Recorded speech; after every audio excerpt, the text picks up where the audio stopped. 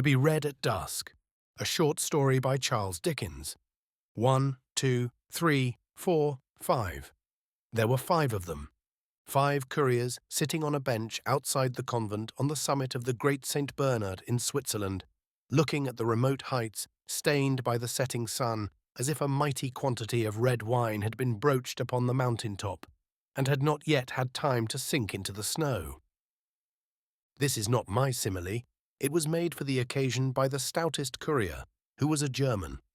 None of the others took any more notice of it than they took of me, sitting on another bench on the other side of the convent door, smoking my cigar, like them, and also like them, looking at the reddened snow and at the lonely shed hard by, where the bodies of belated travellers, dug out of it, slowly wither away, knowing no corruption in that cold region. The wine upon the mountain top soaked in as we looked. The mountain became white, the sky a very dark blue, the wind rose, and the air turned piercing cold. The 5 couriers buttoned their rough coats. There being no safer man to imitate in all such proceedings than a courier, I buttoned mine. The mountain in the sunset had stopped the 5 couriers in a conversation. It is a sublime sight, likely to stop conversation. The mountain being now out of the sunset, they resumed. Not that I had heard any part of their previous discourse, for indeed I had not then broken away from the American gentleman in the traveller's parlour of the convent, who, sitting with his face to the fire, had undertaken to realize to me the whole progress of events, which had led to the accumulation by the Honourable Ananias Dodger of one of the largest acquisitions of dollars ever made in our country. "My God," said the Swiss courier, speaking in French, which I do not hold, as some authors appear to do, to be such an all-sufficient excuse for a naughty word, that I have only to write it in that language to make it innocent, if you talk of ghosts. "But I don't talk of ghosts," said the German. "Of what then?" asked the Swiss. "If I knew of what then," said the German, "I should probably know a great deal more." It was a good answer, I thought, and it made me curious. So I moved my position to that corner of my bench which was nearest to them, and leaning my back against the convent wall, heard perfectly, without appearing to attend. "Thunder and lightning," said the German, warming, "when a certain man is coming to see you, unexpectedly, and without his own knowledge sends some invisible messenger to put the idea of him into your head all day. What do you call that? When you walk along a crowded street, at Frankfurt, Milan, London, Paris, and think that a passing stranger is like your friend Heinrich, and then that another passing stranger is like your friend Heinrich, and so begin to have a strange foreknowledge that presently you'll meet your friend Heinrich, which you do, though you believed him at Trieste. What do you call that?" "It's not uncommon either," murmured the Swiss and the other 3. "Uncommon," said the German. "It's as common as cherries in the Black Forest. It's as common as macaroni at Naples. And Naples reminds me, when the old Marchesa Senzanima shrieks at a card party on the Chiaja, as I heard and saw her, for it happened in a Bavarian family of mine, and I was overlooking the service that evening. I say, when the old Marchesa starts up at the card table, white through her rouge, and cries, 'My sister in Spain is dead,' I felt her cold touch on my back. And when that sister is dead at the moment, what do you call that? Or when the blood of San Gennaro liquefies at the request of the clergy, as all the world knows that it does regularly once a year in my native city," said the Neapolitan courier, after a pause, with a comical look. "What do you call that?" "That?" cried the German. "Well, I think I know a name for that." "Miracle," said the Neapolitan, with the same sly face. The German merely smoked and laughed, and they all smoked and laughed. "Bah," said the German presently, "I speak of things that really do happen. When I want to see the conjurer, I pay to see a professed one, and have my money's worth. Very strange things do happen without ghosts." "Ghosts? Giovanni Baptista, tell your story of the English bride. There's no ghost in that, but something full as strange. Will any man tell me what?" As there was a silence among them, I glanced around. He whom I took to be Baptista was lighting a fresh cigar. He presently went on to speak. He was a Genoese, as I judged. "The story of the English bride," said he. "Basta. One ought not to call so slight a thing a story. Well, it's all one. But it's true. Observe me well, gentlemen, it's true. That which glitters is not always gold, but what I am going to tell is true." He repeated this more than once. 10 years ago, I took my credentials to an English gentleman at Long's Hotel, in Bond Street, London, who was about to travel. It might be for 1 year, it might be for 2. He approved of them, likewise of me. He was pleased to make inquiry. The testimony that he received was favourable. He engaged me by the 6 months, and my entertainment was generous. He was young, handsome, very happy. He was enamoured of a fair young English lady with a sufficient fortune, and they were going to be married. It was the wedding trip, in short, that we were going to take. For 3 months' rest in the hot weather, it was early summer then, he had hired an old place on the Riviera, at an easy distance from my city, Genoa, on the road to Nice. Did I know that place? Yes, I told him I knew it well. It was an old palace with great gardens. It was a little bare, and it was a little dark and gloomy, being close surrounded by trees. But it was spacious, ancient, grand, and on the seashore. He said it had been so described to him exactly, and he was well pleased that I knew it. For its being a little bare of furniture, all such places were. For its being a little gloomy, he had hired it principally for the gardens, and he and my mistress would pass the summer weather in their shade. "So, all goes well, Baptista?" said he. "Indubitably, signore. Very well." We had a travelling chariot for our journey, newly built for us, and in all respects complete. All we had was complete.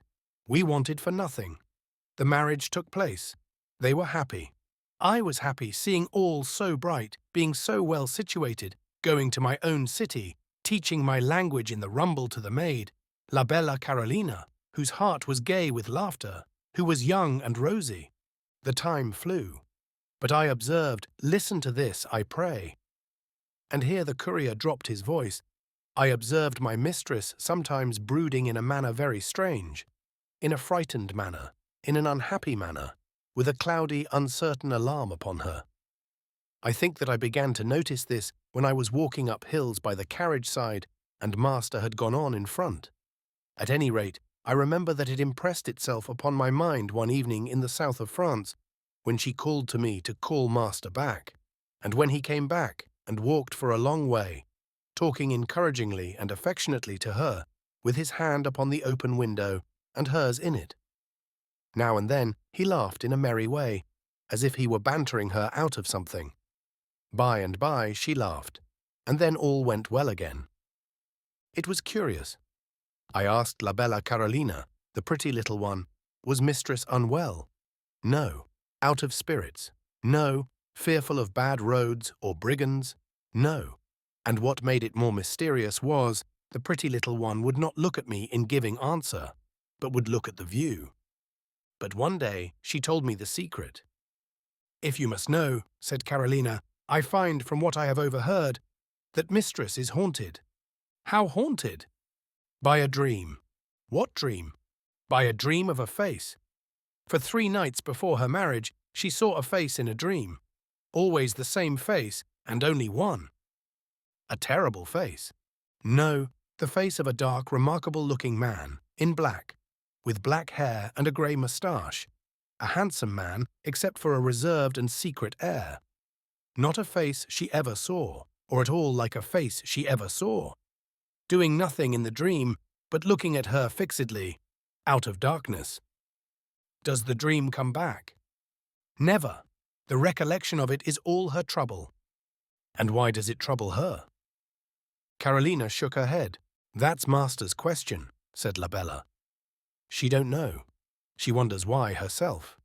But I heard her tell him only last night that if she was to find a picture of that face in our Italian house, which she is afraid she will, she did not know how she could ever bear it."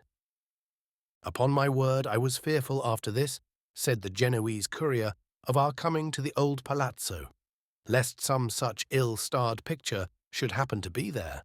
I knew there were many there, and as we got nearer and nearer to the place, I wished the whole gallery in the crater of Vesuvius.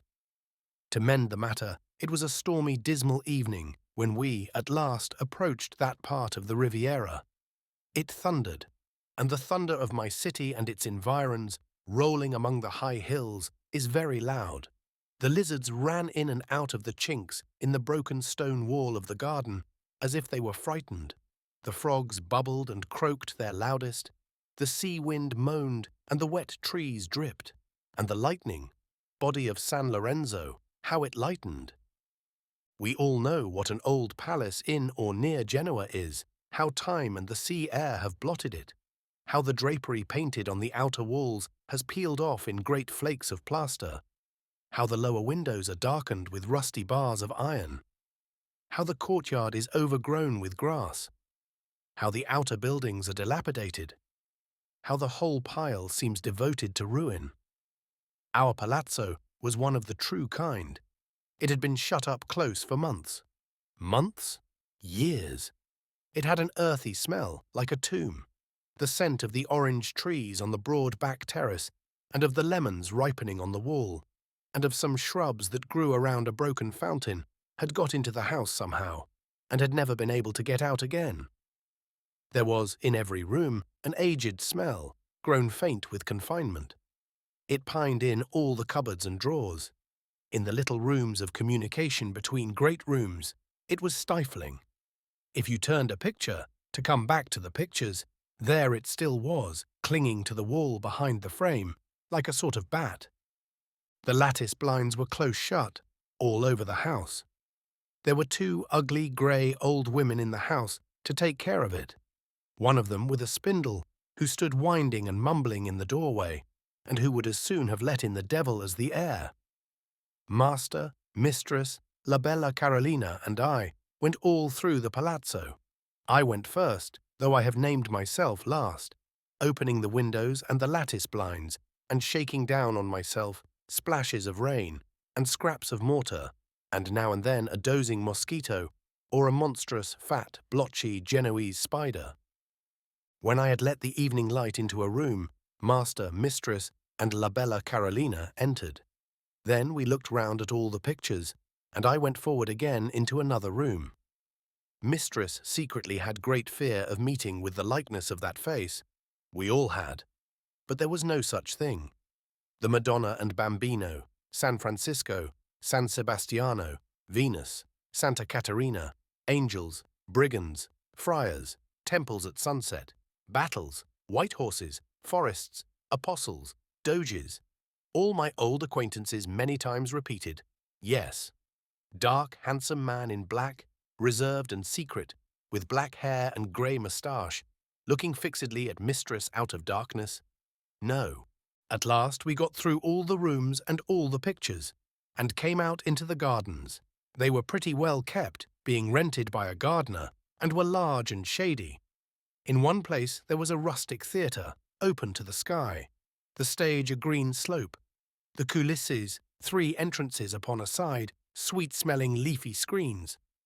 Mistress moved her bright eyes, even there, as if she looked to see the face come in upon the scene. But all was well. Now, Clara, master said in a low voice, you see that it is nothing. You are happy. Mistress was much encouraged. She soon accustomed herself to that grim palazzo, and would sing and play the harp, and copy the old pictures, and stroll with master under the green trees and vines all day. She was beautiful. He was happy. He would laugh and say to me, mounting his horse for his morning ride before the heat, all goes well, Baptista. Yes, signore, thank God, very well. We kept no company. I took La Bella to the Duomo and Annunziata, to the cafe, to the opera, to the village festa, to the public garden, to the day theatre, to the marionetti. The pretty little one was charmed with all she saw. She learnt Italian. Heavens, miraculously! Was mistress quite forgetful of that dream? I asked Carolina sometimes. Nearly, said La Bella, almost. It was wearing out. One day master received a letter and called me. Baptista! Signore! A gentleman who is presented to me will dine here today. He is called the Signor dell'Ombra. Let me dine like a prince. It was an odd name. I did not know that name, but there had been many noblemen and gentlemen pursued by Austria on political suspicions lately, and some names had changed. Perhaps this was one. Altro. Dellombra was as good a name to me as another. When the Signor Dellombra came to dinner, said the Genoese courier in the low voice into which he had subsided once before, I showed him into the reception room, the great sala of the old palazzo. Master received him with cordiality and presented him to mistress. As she rose, her face changed. She gave a cry and fell upon the marble floor. Then I turned my head to the Signor Dellombra and saw that he was dressed in black and had a reserved and secret air, and was a dark, remarkable-looking man with black hair and a grey moustache. Master raised mistress in his arms and carried her to her own room, where I sent la bella Carolina straight. La bella told me afterwards that mistress was nearly terrified to death, and that she wandered in her mind about her dream all night. Master was vexed and anxious, almost angry, and yet full of solicitude. The Signor Dellombra was a courtly gentleman, and spoke with great respect and sympathy of mistress's being so ill. The African wind had been blowing for some days. They had told him at his hotel of the Maltese cross, and he knew that it was often hurtful. He hoped the beautiful lady would recover soon. He begged permission to retire and to renew his visit when he should have the happiness of hearing that she was better. Master would not allow of this, and they dined alone. He withdrew early. Next day he called at the gate, on horseback, to inquire for mistress. He did so 2 or 3 times in that week. What I observed myself, and what la bella Carolina told me, united to explain to me that master had now set his mind on curing mistress of her fanciful terror. He was all kindness, but he was sensible and firm. He reasoned with her that to encourage such fancies was to invite melancholy, if not madness, that it rested with herself to be herself, that if she once resisted her strange weakness so successfully as to receive the Signor Dellombra as an English lady would receive any other guest, it was forever conquered. To make an end, the Signore came again, and mistress received him without marked distress, though with constraint and apprehension still, and the evening passed serenely. Master was so delighted with this change, and so anxious to confirm it, that the Signor Dellombra became a constant guest. He was accomplished in pictures, books, and music, and his society in any grim palazzo would have been welcome. I used to notice many times that mistress was not quite recovered. She would cast down her eyes and droop her head before the Signor Dellombra, or would look at him with a terrified and fascinated glance, as if his presence had some evil influence or power upon her. Turning from her to him, I used to see him in the shaded gardens, or the large half-lighted sala, looking, as I might say, fixedly upon her out of darkness. But truly I had not forgotten la bella Carolina's words describing the face in the dream. After his second visit, I heard master say, "Now see, my dear Clara, it's over. Dellombra has come and gone, and your apprehension is broken like glass." Will he ever come again?" asked mistress. "Again? Why, surely over and over again. Are you cold?" She shivered. "No, dear, but he terrifies me. Are you sure that he need come again?" "The surer for the question, Clara," replied master cheerfully. But he was very hopeful of her complete recovery now, and grew more and more so every day. She was beautiful. He was happy. "All goes well, Baptista?" he would say to me again. "Yes, signore, thank God, very well." "We were all," said the Genoese courier, constraining himself to speak a little louder. "We were all at Rome for the carnival.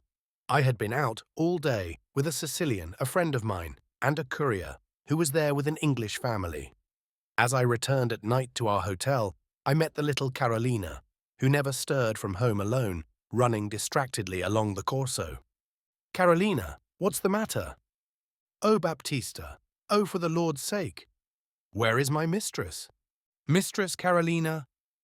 "Gone since morning. Told me, when master went out on his day's journey, not to call her, for she was tired with not resting in the night, having been in pain, and would lie in bed until the evening, then get up refreshed. She is gone. She is gone. Master has come back, broken down the door, and she is gone. My beautiful, my good, my innocent mistress. The pretty little one so cried and raved and tore herself that I could not have held her, but for her swooning on my arm as if she had been shot. Master came up, in manner, face, or voice, no more the master that I knew than I was he. He took me. I laid the little one upon her bed in the hotel and left her with the chamberwomen, in a carriage, furiously through the darkness, across the desolate Campagna. When it was day and we stopped at a miserable post-house, all the horses had been hired 12 hours ago and sent away in different directions. Mark me, by the Signor Dellombra, who had passed there in a carriage, with a frightened English lady crouching in one corner. I never heard, said the Genoese courier, drawing a long breath, that she was ever traced beyond that spot. All I know is that she vanished into infamous oblivion, with the dreaded face beside her that she had seen in her dream. "What do you call that?" said the German courier triumphantly. "Ghosts. There are no ghosts there. What do you call this, that I am going to tell you? Ghosts? There are no ghosts here." "I took an engagement once," pursued the German courier, "with an English gentleman, elderly and a bachelor, to travel through my country, my fatherland.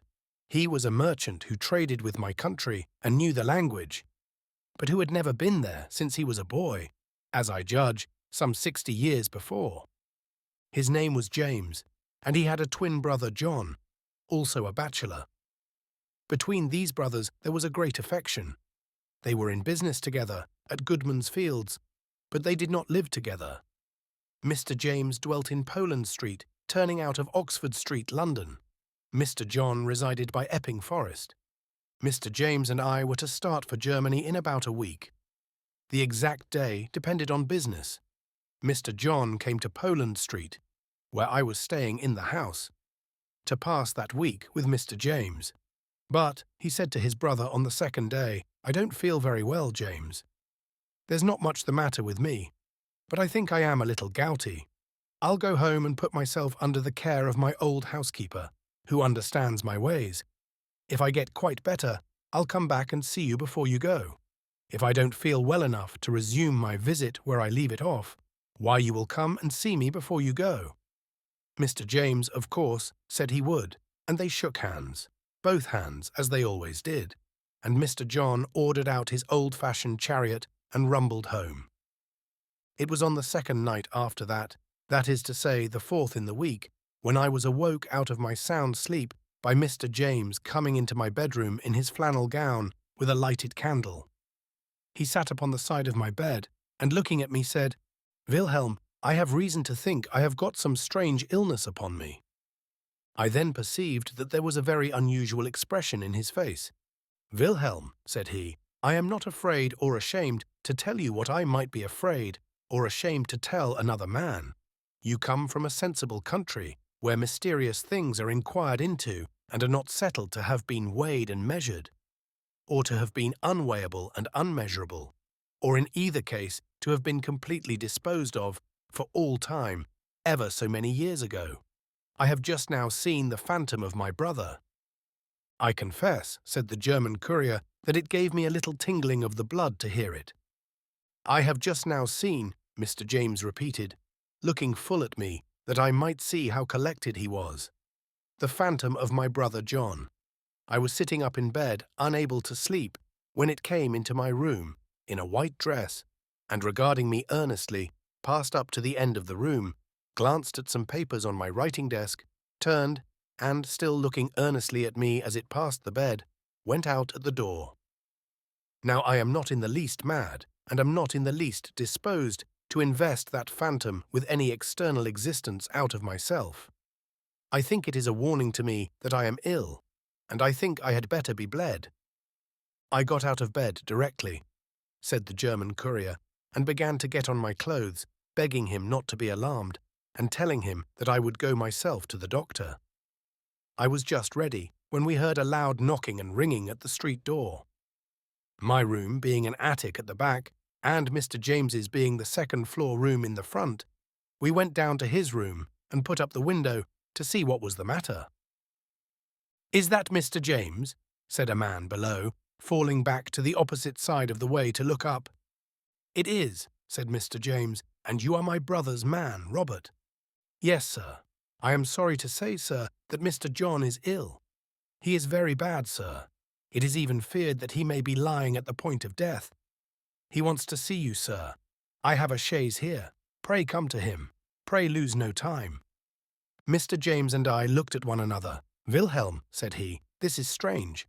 I wish you to come with me." I helped him to dress, partly there and partly in the chaise. And no grass grew under the horse's iron shoes between Poland Street and the forest. "Now mind," said the German courier. I went with Mr. James into his brother's room, and I saw and heard myself what follows. His brother lay upon his bed, at the upper end of a long bedchamber. His old housekeeper was there, and others were there. I think 3 others were there, if not 4, and they had been with him since early in the afternoon. He was in white, like the figure, necessarily so because he had his nightdress on. He looked like the figure, necessarily so because he looked earnestly at his brother when he saw him come into the room. But when his brother reached the bedside, he slowly raised himself in bed, and looking full upon him, said these words, "James, you have seen me before tonight, and you know it," and so died. I waited, when the German courier ceased, to hear something said of this strange story. The silence was unbroken. I looked round, and the 5 couriers were gone, so noiselessly that the ghostly mountain might have absorbed them into its eternal snows. By this time, I was by no means in a mood to sit alone in that awful scene, with the chill air coming solemnly upon me, or, if I may tell the truth, to sit alone anywhere. So I went back into the convent parlour, and, finding the American gentleman still disposed to relate the biography of the Honourable Ananias Dodger, heard it all out.